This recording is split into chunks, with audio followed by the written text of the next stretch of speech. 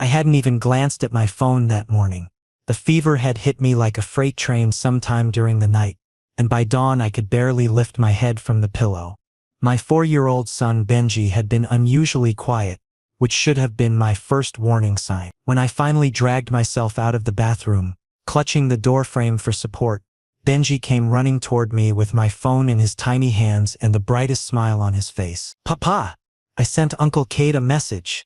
He's going to make you better." My heart stopped. Cade Mercer, my boss, the CEO of the entire company, the man I'd been harboring feelings for over the past 2 years. Feelings I'd buried so deep I thought they'd never see daylight. I snatched the phone from Benji's hands, my fingers trembling as I unlocked the screen. There it was, sent 20 minutes ago. "Uncle Cade, Papa is very sick. Please come fast." Oh God, this couldn't be happening. I tried to steady my breathing, but the room was spinning. My body felt like it was on fire, every muscle aching, every breath labored. I stumbled toward my bed and collapsed onto it, feeling the mattress dip under my weight. Benji climbed up beside me, his small fingers reaching out to touch my forehead with a gentleness that broke my heart. "Papa, you're going to be okay, right?" His voice was so small, so scared. I forced a smile, though it felt like my face might crack from the effort. "Of course, baby. Papa just needs to rest." But I knew this wasn't just a simple flu. Something was seriously wrong. My chest felt tight, my lungs burning with each breath. I should have gone to the hospital yesterday, but between work deadlines and taking care of Benji, I'd convinced myself it would pass. Now I was paying the price. The doorbell rang. I froze, every nerve in my body screaming in panic. It couldn't be him. Cade Mercer was a busy man, constantly in meetings, always traveling for business deals. There was no way he'd drop everything and come here. But Benji was already scrambling off the bed, his little feet pattering across the floor as he ran toward the front door. "Uncle Cade is here. Papa." He came. I tried to sit up, tried to make myself presentable, but my body refused to cooperate. My arms felt like lead, and the moment I pushed myself upright, a wave of dizziness hit me so hard I had to grip the sheets to keep from falling. Through the haze of fever, I heard the front door open, heard Benji's excited chatter, and then footsteps. Confident, purposeful footsteps heading straight toward my bedroom. And then he was there. Cade Mercer stood in my doorway, and for a moment I wondered if I was hallucinating. He was in a perfectly tailored navy suit, his dark hair styled immaculately, his sharp jawline and piercing gray eyes making him look like he'd stepped out of a magazine cover. But there was something different in his expression, something I'd never seen before in all our professional interactions. His eyes were filled with concern, genuine worry that made my chest tighten for entirely different reasons. "Lonnie." The way he said my name, soft, almost tender, sent a shiver down my spine that had nothing to do with the fever. He crossed the room in 3 long strides, his hand immediately reaching for my forehead. His touch was warm, grounding, and I found myself leaning into it despite my better judgment. "You're burning up," he said, his voice dropping lower. "Why didn't you call me?" I couldn't find words. My brain was too foggy, my thoughts too scattered. All I could focus on was the fact that Cade Mercer, my boss, the man who commanded boardrooms and closed million-dollar deals, was standing in my bedroom, touching my face like I was something precious. "It's just a bug," I managed to croak out. "I'll be fine." "You're not fine." His tone was firm, leaving no room for arguments. "You need to see a doctor. Now." I started to shake my head, but the movement made the room spin violently. Benji appeared at Cade's side, tugging on his sleeve. "Uncle Cade, Papa is really stubborn. He never wants to go to the doctor. He always says he doesn't have time." Cade's jaw tightened and I saw something flash in his eyes, frustration mixed with determination. He pulled out his phone without breaking eye contact with me. "I'm calling my private physician. And before you protest, Lonnie, this isn't up for debate." "Cade, you don't have to." "Yes, I do." The finality in his voice stopped me cold. He turned to Benji, his expression softening. "You did the right thing texting me, buddy. Your papa needed help, and you were brave enough to ask for it." Benji beamed up at him and I felt my throat tighten with emotion. Why was Cade being so kind? Why had he dropped everything to come here? We were professional colleagues, nothing more. He had board meetings, investor calls, a company to run, yet here he was, making phone calls to his personal doctor on my behalf. While Cade spoke in low tones to someone on the phone, I watched him through half-closed eyes. The way he stood in my small, cramped bedroom, looking so out of place yet somehow belonging there. The way he glanced at me every few seconds, as if checking to make sure I was still conscious. The way his free hand had somehow found mine, fingers curling around my wrist to check my pulse. When he hung up, he sat down on the edge of my bed, the mattress dipping under his weight. "The doctor will be here in 15 minutes. Until then, you need to drink some water and try to stay awake." "I have to go to work," I mumbled, even though the thought of moving made me want to cry. "You're not going anywhere." His hand moved from my wrist to my hand, holding it firmly. "I've already sent an email to your team. You're on medical leave until further notice, but the Jenkins project will be handled." His thumb brushed across my knuckles, the gesture so intimate it made my breath hitch. "Lonnie, stop thinking about work for 5 minutes and focus on yourself, on getting better." I looked up at him, really looked at him, and found myself drowning in those gray eyes. There was something there, something I couldn't quite name but felt in every fiber of my being. Something that made my heart race, despite the fever, despite the exhaustion, despite everything. "Why are you here?" I whispered, the question escaping before I could stop it. Cade's expression shifted, becoming unreadable. For a long moment, he didn't answer. Then, so quietly I almost missed it, he said, "Because when I saw that text from Benji, when I read that you were sick, I couldn't breathe. I couldn't think about anything except getting to you." His grip on my hand tightened. "So I came." The doctor arrived exactly 15 minutes later. A kind-faced woman in her 50s who introduced herself as Dr. Patterson. She examined me thoroughly while Cade stood near the window, arms crossed, watching every move she made with an intensity that would have been intimidating if I weren't so focused on not passing out. After what felt like an eternity of questions, temperature checks, and listening to my lungs, Dr. Patterson straightened up with a concerned frown. "Pneumonia. You're looking at a fairly advanced case, Mr. Lonnie. Have you been ignoring symptoms for a while?" I felt my face heat with embarrassment. "I thought it was just a cold." "A cold doesn't give you a fever of 103 degrees. She pulled out a prescription pad, scribbling rapidly. "You need complete bed rest for at least a week. Possibly 2. These antibiotics are strong. Take them exactly as prescribed. If your fever doesn't break within 48 hours, you'll need to be hospitalized for IV antibiotics." The word hospitalized made my stomach drop. I couldn't afford that, not with Benji to take care of, not with my job responsibilities. As if reading my mind, Cade stepped forward. "Whatever he needs, make sure it's prescribed. Cost isn't a concern." "Cade," I started to protest, but he silenced me with a look. Dr. Patterson handed me several prescriptions, gave detailed instructions about rest and hydration, and promised to check in via phone the next day. After she left, an uncomfortable silence filled the room. I expected Cade to leave too, to return to his important CEO life. Instead, he removed his suit jacket and began rolling up his sleeves. "What are you doing?" My voice came out weaker than intended. "Taking care of you." He said it so matter-of-factly as if it were the most obvious thing in the world. "Where do you keep your extra blankets?" "Hallway closet." "But you really don't need to, Lonnie." He turned to face me fully, and the expression on his face stopped my protests cold. "Let me help. Please." There was something vulnerable in that plea, something that made me nod despite my pride screaming at me to send him away. I watched as Cade moved through my apartment like he'd been there 100 times before, finding the closet, pulling out blankets, even locating the humidifier I'd forgotten I owned. Benji followed him everywhere, chattering away. "Uncle Cade, do you know how to make soup?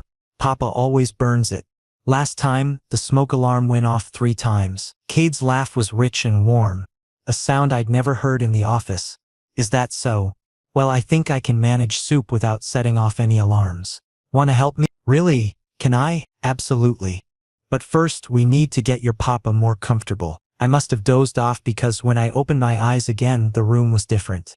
The curtains were drawn to block out the harsh afternoon light. The humidifier was running in the corner, and there were at least 3 extra blankets piled on my bed. My water glass had been refilled and placed on the nightstand next to my medications, all organized with military precision. From the kitchen I could hear voices, Cade's deep baritone mixed with Benji's excited chatter. I caught fragments of their conversation. So we put the carrots in first? That's right, buddy. Good job. Now very carefully, hand me those noodles. Uncle Cade, why do you smell like trees? It's my cologne. You think it smells like trees? Yeah, like the park where Papa takes me. I like it. Something in my chest cracked open at the tenderness in Cade's voice when he responded, well, I'm glad you approve. An hour later, Cade appeared in my doorway carrying a tray. On it was a bowl of soup that actually smelled edible, my medications and a glass of juice. He set the tray on my lap carefully, then sat on the edge of the bed. Benji and I made chicken noodle soup. Fair warning, this is my first time cooking in about 5 years. You didn't have to do this, I said, staring at the steam rising from the bowl. I wanted to. He picked up the spoon. Now, are you going to eat this yourself? Or do I need to help? I can manage. But when I reached for the spoon, my hand trembled so badly that broth sloshed over the side. Cade gently intercepted my hand, taking the spoon from my grip. Let me. There was something profoundly intimate about being fed by someone. Each spoonful Cade brought to my lips felt like a confession neither of us was ready to speak aloud. He was patient, never rushing me, occasionally pausing to wipe the corner of my mouth with a napkin. This is really good, I admitted after several bites.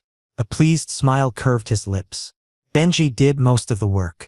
I just supervised and made sure nothing caught fire. After I'd eaten as much as I could manage, Cade made sure I took all my medications, then helped me settle back into the pillows.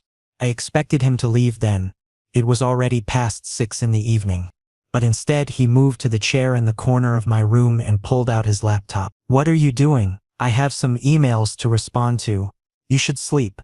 You're staying? He looked up from his screen, his eyes meeting mine with an intensity that made it hard to breathe. I'm not leaving you alone when you're this sick, Lonnie. So yes, I'm staying. I wanted to argue, wanted to tell him he didn't need to waste his time babysitting me.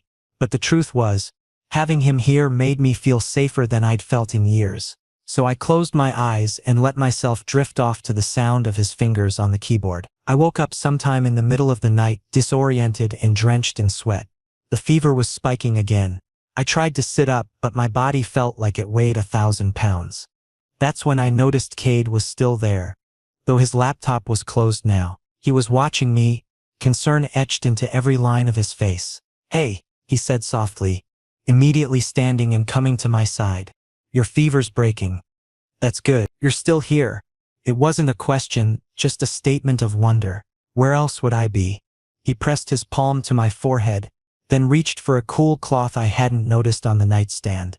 Gently, he wiped my face, my neck, his touch so careful it made my eyes sting. You could be home, in your own bed.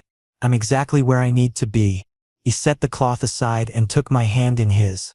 Go back to sleep, Lonnie. I'll be right here. Promise? I promise. Morning light filtered through the curtains, gentler than yesterday. I woke to the smell of coffee and something else. Bacon, maybe.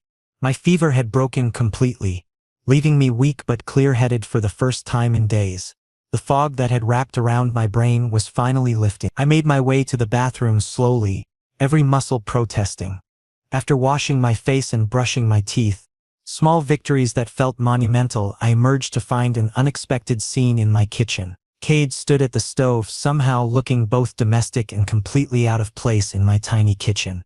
He'd changed clothes. Instead of yesterday's suit, he wore dark jeans and a simple gray sweater that made his eyes look like storm clouds. Benji sat at the table, coloring in his favorite dinosaur book. Papa! Benji jumped up when he saw me. Uncle Cade made breakfast. Real breakfast, not cereal. You should be in bed, Cade said, turning from the stove with a spatula in hand. The sight was so surreal I almost laughed. I needed to move around. I lowered myself carefully into a chair. You stayed all night. I slept in your living room. He plated scrambled eggs and bacon, setting it in front of me. How are you feeling? And I want an honest answer. Weak but better. I looked at the food, then at him. You didn't have to do all this. Stop saying that. There was an edge to his voice now.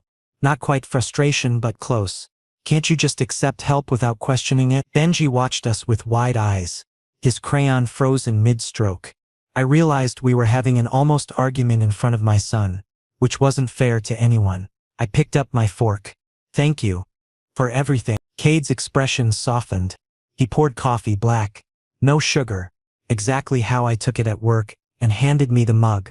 Our fingers brushed during the exchange, and I felt that spark again, the one I'd been trying to ignore for 2 years. After breakfast, Benji retreated to his room to play with his toys, leaving Cade and me alone at the table.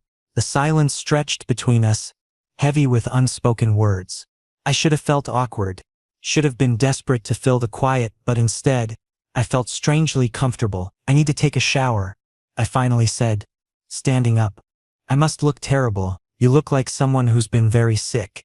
Cade stood too, and suddenly we were closer than necessary in my small kitchen. Do you need help? I think I can manage a shower on my own. I meant getting there. You're still unsteady. He was right, though I hated admitting it. My legs felt like jelly, and the walk to the bathroom seemed impossibly far. Cade seemed to sense my hesitation because he simply moved to my side, offering his arm. Come on, I'll make sure you don't fall. We made it to the bathroom door, and I expected him to leave me there. Instead, he stepped inside with me, checking that I had everything I needed: towels, soap, a bath mat so I wouldn't slip. I'll be right outside, he said. If you need anything, just call. Cade. I caught his arm before he could leave. Why are you doing this? Really? He went very still. For a long moment he didn't answer, just looked at me with those gray eyes that saw too much. Then he said, take your shower first. We'll talk after. The hot water felt like heaven against my skin, washing away the sweat and grime of the past few days. But it also gave me too much time to think about Cade's presence in my home, about the way he'd taken care of me without hesitation, about the looks he'd been giving me that went far beyond professional concern. When I emerged dressed in clean pajamas with my damp hair sticking up in every direction, Cade was waiting in the hallway. He'd sent Benji to play in his room with the promise of a trip to the park later if Papa felt up to it. Living room, he said, gesturing toward the couch. We should talk. My heart hammered as I followed him. Whatever conversation we were about to have felt momentous, life-changing. Cade waited until I was settled on the couch before sitting beside me, close enough that I could feel this warmth but not quite touching. I need to tell you something, he began, his hands clasped together between his knees. And I need you to let me finish before you say anything. I nodded, not trusting my voice. I've been watching you for over a year now, Lonnie. At first it was professional. You're damn good at your job, and I noticed that. But then it became more. I started looking more into days when we had meetings together. I found myself making excuses to stop by your desk. I memorized how you take your coffee, what time you usually leave the office, how you always keep one of Benji's drawings in your desk drawer. My breath caught. When Benji sent me that text yesterday morning, I was in the middle of a conference call with investors from Tokyo. Important people. A deal worth millions. And the second I read, Papa is very sick, nothing else mattered. I ended the call, grabbed my keys and drove here like my life depended on it. Because in that moment I realized something I'd been avoiding for months. He finally looked at me and the raw emotion in his eyes made my chest ache. I have feelings for you. Deep ones. The kind that make me want to take care of you when you're sick. Make soup with your son, and sleep in an uncomfortable chair just to make sure you're breathing okay. The kind that scared the hell out of me yesterday when I thought about you being here alone, too sick to even call for help. I couldn't speak. Words had completely abandoned me. I know this is complicated, Cade continued, his voice rougher now. I'm your boss. There are policies, potential conflicts of interest. If you want me to leave right now and pretend this never happened, I will. But I couldn't go another day without you knowing the truth. You matter to me, Lonnie. You and Benji both. More than I knew was possible. The silence that followed was deafening. My mind raced through 1,000 responses, 1,000 concerns, 1,000 reasons why this was a terrible idea. But louder than all of that was one simple truth. I felt the same way. I don't know what to say, I finally whispered. Then don't say anything yet.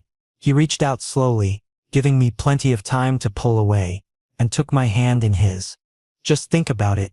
Think about whether you could see us as something more than professional.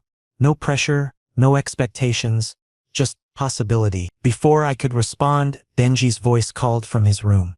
Papa, Uncle Cade, come see what I built. Cade smiled, but didn't let go of my hand. We should probably, yeah. But neither of us moved. Lonnie? Yeah? Whatever you decide. I meant what I said. I'm not going anywhere. The next morning, I woke to sunlight streaming through my bedroom window and the distant sound of laughter. For the first time in days, my body didn't feel like it was being crushed under a boulder. The fever had broken completely, leaving behind only a pleasant weakness that reminded me I was healing. I sat up slowly, testing my strength, and was relieved to find that the room didn't spin. After a quick shower that left me feeling almost human again, I made my way to the kitchen and stopped dead in the doorway. The scene before me looked like something out of a dream. Cade stood at my stove, flipping what appeared to be pancakes with surprising competence. He'd changed into casual clothes, dark jeans and a navy Henley that made him look younger, more approachable.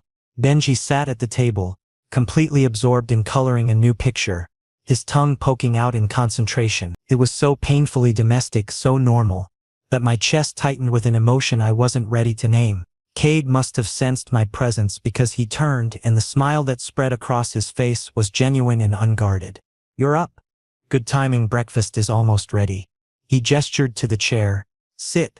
Doctor's orders say you need to take it easy for at least another week. I feel much better. I lowered myself into a chair, still not quite trusting my legs.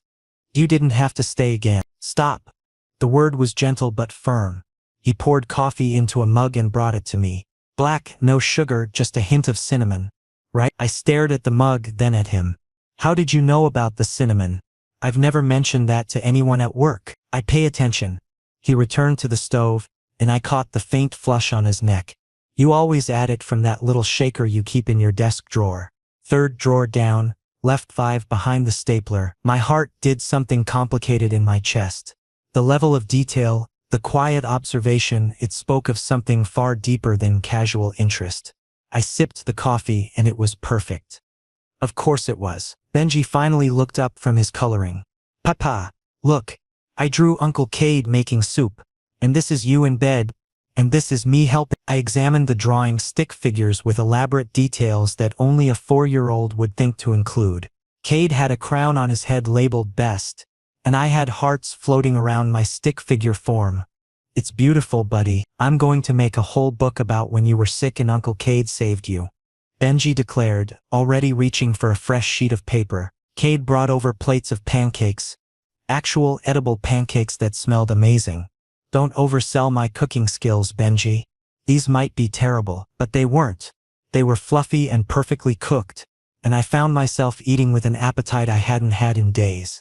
We ate together, the 3 of us, and it felt like the most natural thing in the world. Cade asked Benji about his favorite cartoons, listened intently as my son explained the complex plot of a show about talking trucks, and even promised to watch an episode later. This wasn't the CEO I knew from the office. This was someone warmer, more open, someone who laughed at a 4-year-old's jokes and didn't check his phone every 5 minutes. After breakfast, Benji announced he was going to play in his room, leaving Cade and me alone with the dirty dishes in a silence that felt heavy with anticipation. I started to stand, intending to help clean up, but Cade waved me back down. Rest. I've got this.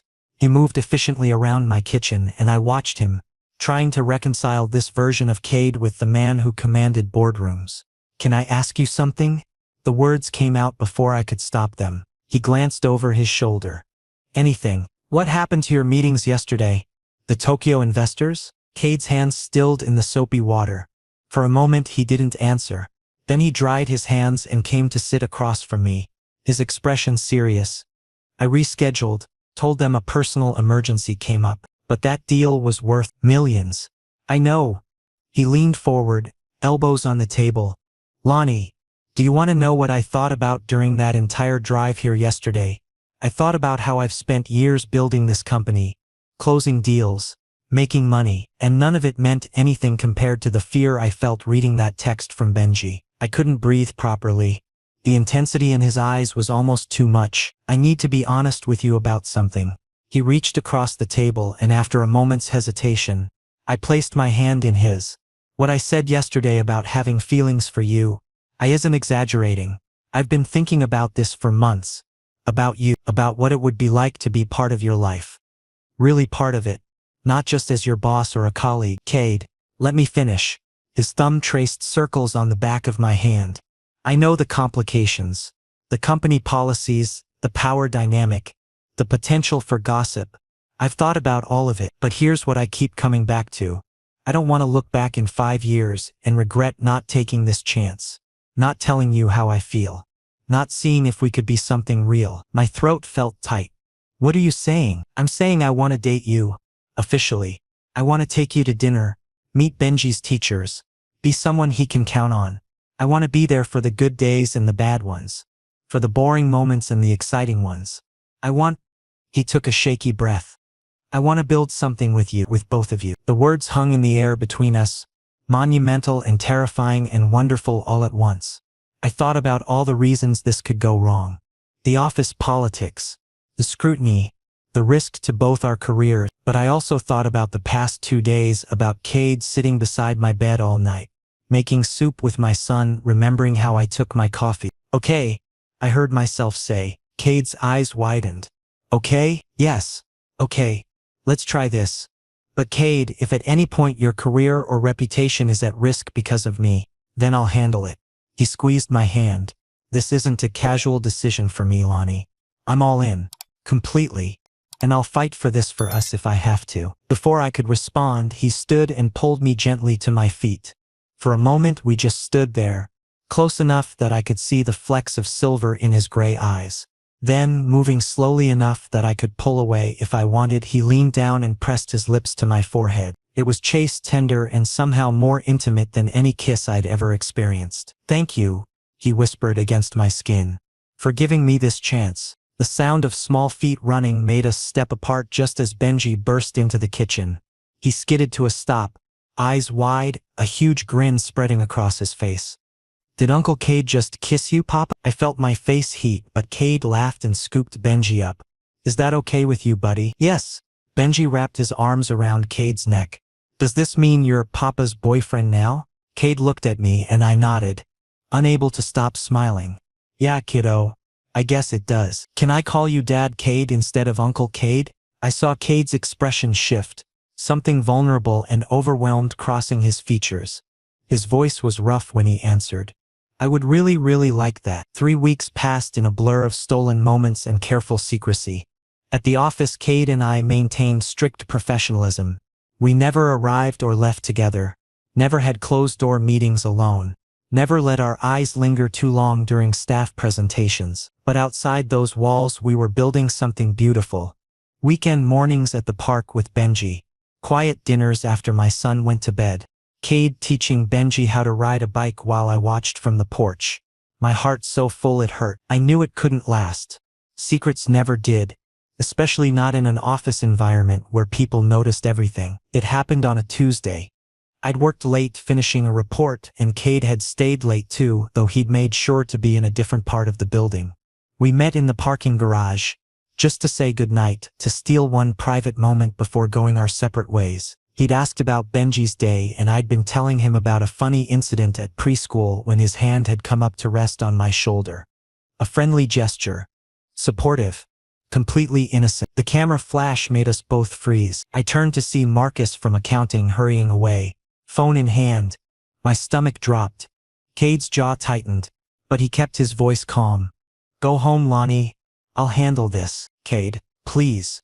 Trust me. I did as he asked, but I barely slept that night. Sure enough, when I arrived at work the next morning, the atmosphere had changed. Conversations stopped when I walked by. People stared, some with curiosity, others with barely concealed judgments.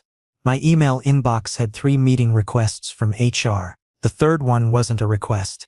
It was a summons. The HR director, Margaret Cho, was waiting in her office with a file folder and an expression that made my blood run cold. Mr. Lonnie, please sit down. I sat, my hands clenched in my lap. I'll get straight to the point. She opened the folder and slid a printed photo across the desk. It showed Cade and me in the parking garage, his hand on my shoulder standing close enough that it looked intimate even though it hadn't been. Is this what it appears to be? My mouth went dry. I could lie, deny it. But what was the point? Yes, Kate and I are in a relationship. Margaret's expression didn't change. You understand this violates company policy regarding relationships between executives and subordinate employees? I'm not his direct report. You're several levels below him in the organizational structure. The power imbalance is significant. She folded her hands on the desk. This puts both of you in a very difficult position, Mr. Lani. The company takes these matters seriously. Before I could respond, the office door opened. Cade walked in without knocking, and the temperature in the room seemed to shift. He was in full CEO mode. Three-piece suit perfectly composed, radiating authority. Margaret, thank you for bringing this to my attention. He didn't sit down, instead positioning himself slightly in front of my chair. Protective. I assume you've asked Mr. Lani about the nature of our relationship? I have. He's confirmed that we're dating. Yes. Cade's voice was steady, matter of fact. I wanted to inform HR properly, but the situation escalated before I had the chance. However, let me be absolutely clear about something. Lani is in his position because he's one of the most talented analysts this company has ever employed. His performance reviews speak for themselves. He receives no preferential treatment, no special access, and no advantages that aren't available to every other employee at his level. Margaret shifted uncomfortably. Mr. Mercer, the policy exists for good reason, and the policy will be reviewed. There was steel in his voice now. I'm calling an emergency board meeting to discuss implementing new guidelines for workplace relationships. Transparent ones, fair ones. But in the meantime, I want to make something very clear. Any retaliation against Mr. Lani, any attempt to make his work environment hostile, will be dealt with swiftly and seriously. Are we understood? The HR director nodded slowly. I'll need to document this conversation. Please do. In fact, I want everything documented. Every meeting, every decision involving Mr. Lani. Complete transparency. He finally looked down at me. May I speak with you privately? We walked to an empty conference room in silence. The moment the door closed, Cade's shoulders sagged slightly. I'm sorry. I should have anticipated this. Should have been more careful. This isn't just your fault. I paced to the window, looking out at the city below. I knew the risks too. The board is going to want to discuss this. He came to stand beside me. There will be questions, concerns about propriety.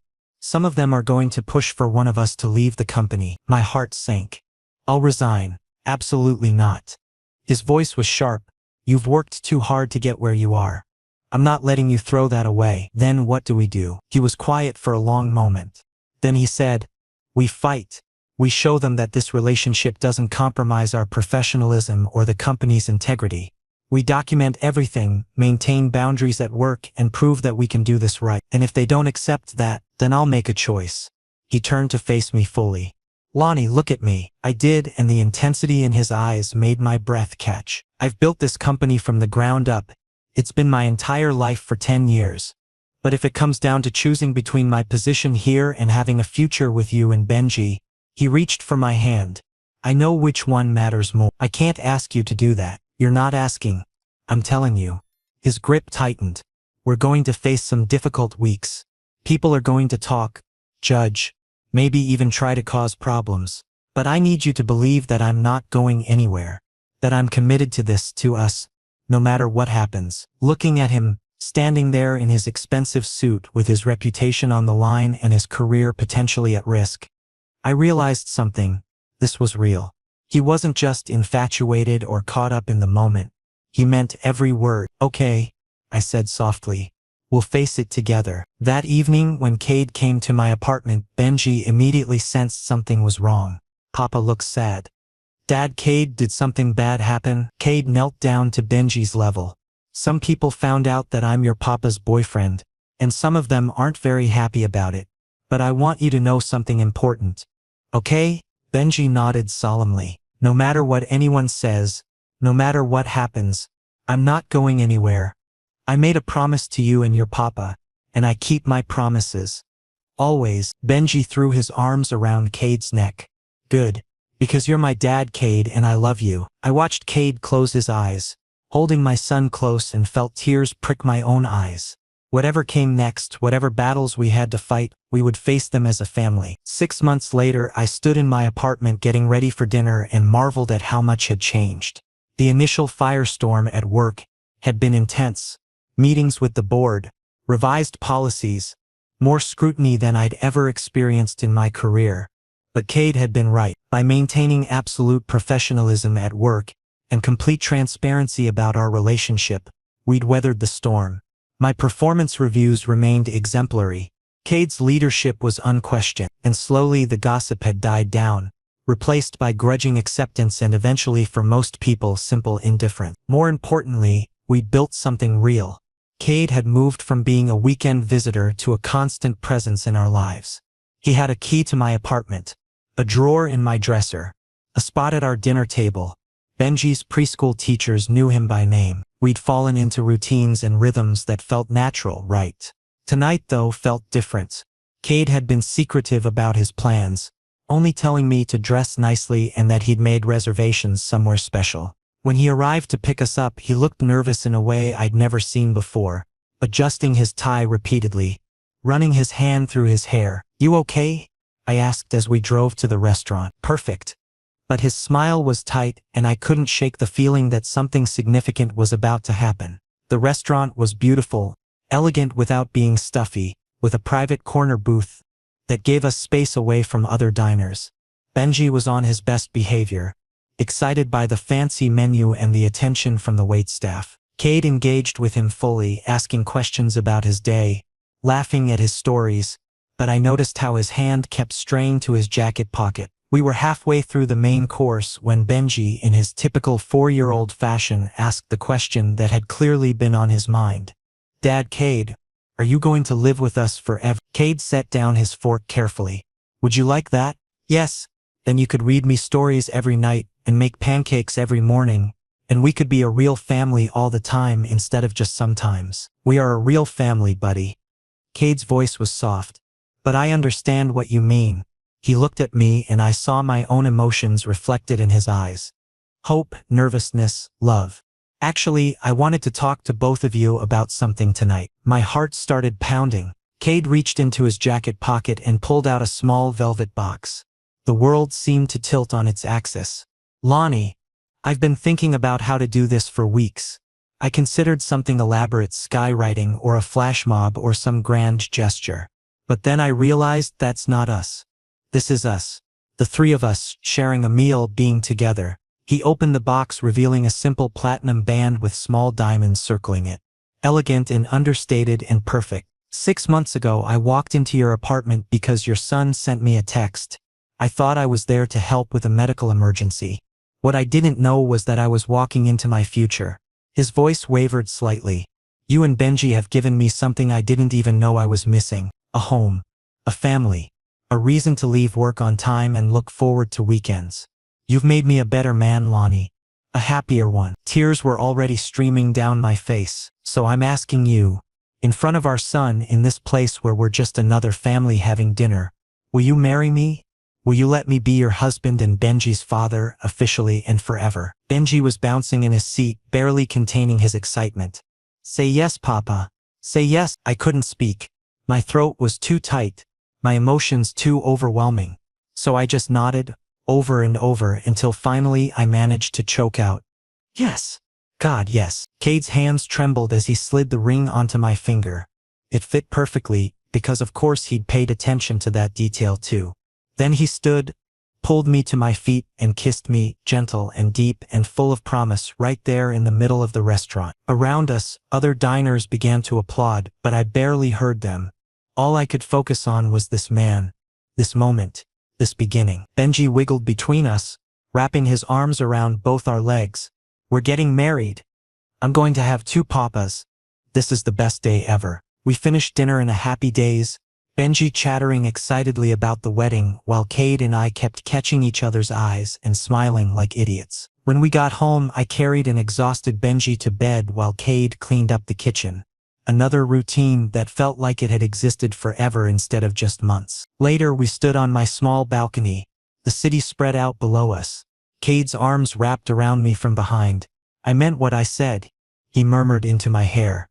About you making me better. Happier. You've done the same for me. I turned in his arms to face him. I spent so long thinking I had to do everything alone. Be strong for Benji. Never ask for help.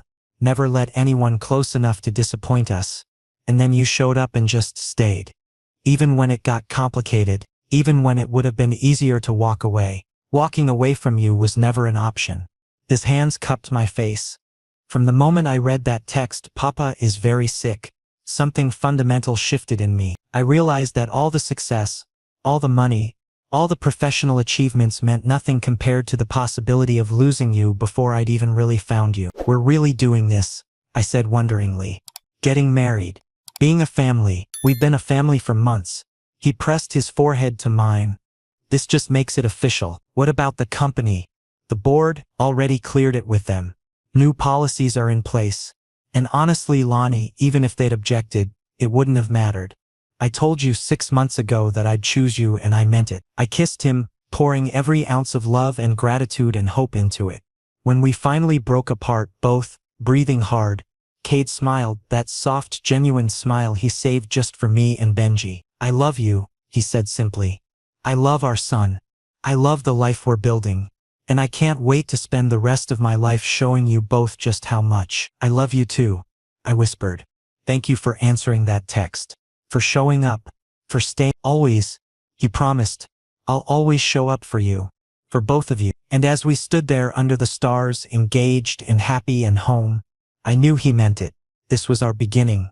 Messy and complicated and absolutely perfect.